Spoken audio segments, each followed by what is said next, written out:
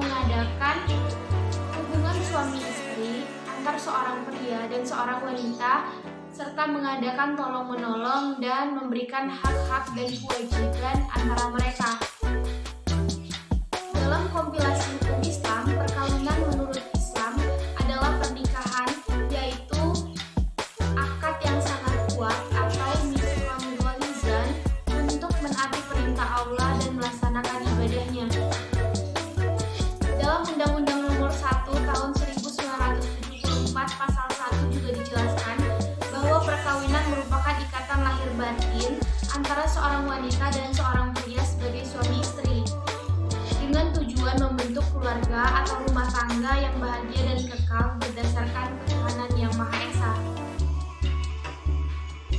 Selanjutnya, dasar hukum pernikahan. Sesuai dengan firman Allah Subhanahu wa taala dalam Quran surat Al-Zariyat ayat 49 yang artinya, dan segala sesuatu kami ciptakan berpasang-pasangan supaya kamu mengingat kebesaran Allah Subhanahu wa taala.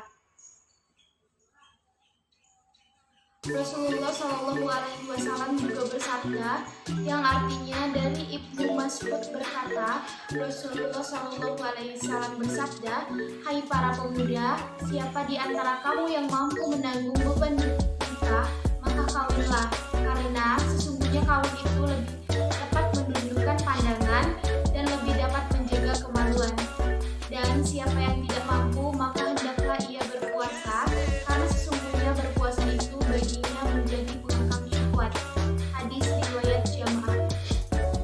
Selanjutnya kita akan membahas tentang rukun dan syarat pernikahan. Yang pertama, kita akan membahas tentang rukun nikah. Di sini dijelaskan ada 5 rukun nikah. Yang pertama, mempelai laki-laki. Yang kedua, mempelai perempuan. Yang ketiga, wali. Yang keempat, 2 orang saksi laki-laki. Selanjutnya kita akan membahas syarat nikah. Yang pertama, syarat mempelai laki-laki. Di sini dijelaskan ada 4 syarat untuk mempelai laki-laki. Yang pertama, tidak ada dalam hubungan mahram dari calon istri. Yang kedua, atas kemauan sendiri atau merdeka. Yang ketiga, jelas identitasnya. Yang keempat, tidak sedang menjalankan ikhram. Selanjutnya, syarat untuk mempelai perempuan ada 7. Yang pertama, tidak dalam halangan syar'i. Yang kedua, tidak berstatus suami yang sah. Yang ketiga, tidak ada hubungan mahram. Yang keempat, tidak dalam keadaan iddah. Yang kelima, atas kemauan sendiri atau merdeka. Yang keenam, jelas identitasnya. Yang ketujuh, tidak sedang menjalankan ikhram. Selanjutnya kita akan membahas tentang syarat wali. Di sini dijelaskan ada 6 syarat wali itu sendiri. Yang pertama, laki-laki. Yang kedua, baligh. Yang ketiga, sehat akalnya. Yang keempat, tidak dipaksa. Yang kelima, adil. Dan yang keenam, tidak sedang ibadah ikhram.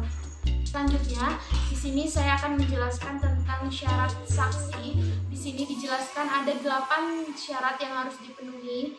Yang pertama itu laki-laki, yang kedua baligh, yang ketiga sehat akalnya, yang keempat adil, yang kelima mendengar dan melihat, yang keenam tidak dipaksa, yang ketujuh tidak sedang dalam ibadah ikhram, yang kedelapan sekaligus yang terakhir paham bahasa yang digunakan untuk ijab dan kabul.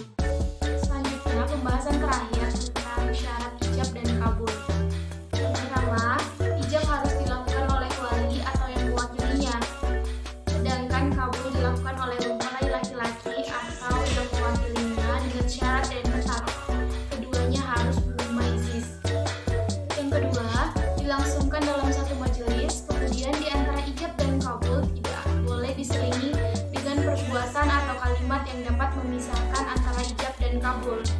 Yang ketiga, keduanya tidak boleh kontradiksi. Yang keempat, ijab dan kabul dilakukan melalui lisan serta didengar oleh masing-masing wali, saksi maupun kedua mempelai. Baiklah, sekian presentasi dari saya. Semoga bermanfaat baik bagi diri saya sendiri ataupun bagi kalian yang menonton. Sekian dan saya akhiri. Wassalamualaikum warahmatullahi wabarakatuh.